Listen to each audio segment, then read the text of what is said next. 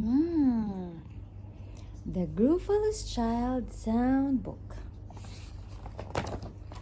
The Gruffalo said that no Gruffalo should ever set foot in the deep, dark wood.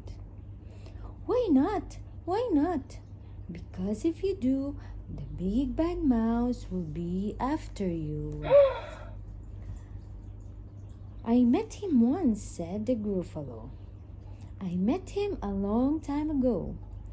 What does he look like? Tell us, Dad. He is terribly big and terribly bad.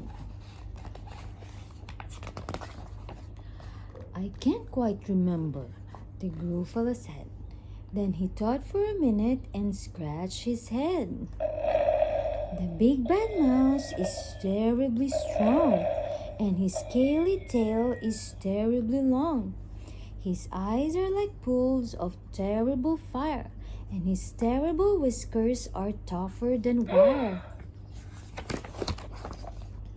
One snowy night when the Gruffalo snored, the Gruffalo's child was feeling bored.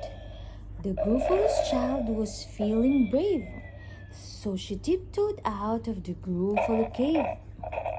The snow fell fast and the wind blew wild. Into the wood went the Gruffalo's child. Aha! Oh-ho! A trail in the snow. Who is this trail and where does it go? A tail poked out of a log pile house. Could this be the tail of the big bad mouse?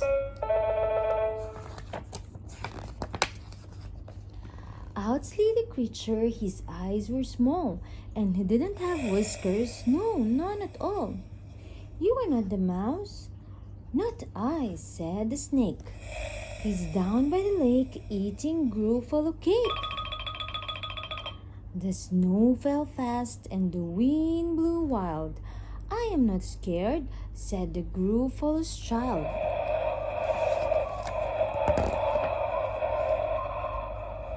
Aha! Oh, marks in the snow. Whose are these claws marks and where do they go? Two eyes gleamed out of the treetop house. Could this be the eyes of the big bad mouse?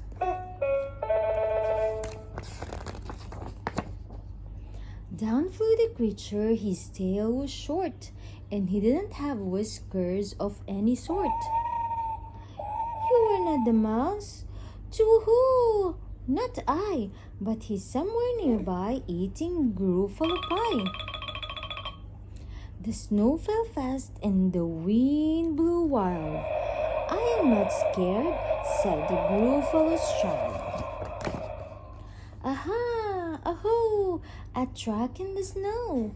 Who is this track and where does it go? Whiskers at last and an underground house. Could this be the home of the big bad mouse?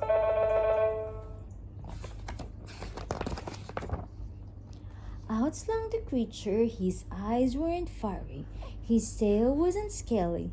His whiskers weren't wiry. You're not the mouse? Oh no, not me. He's under a tree drinking Gruffalo tea. It's all a trick, said the Gruffalo's child, as she sat on a stump where the snow lay piled. I don't believe in the big bad mouse. But here comes a little one out of his house. Not big, not bad, but a mouse at least. You'll taste good as a midnight feast.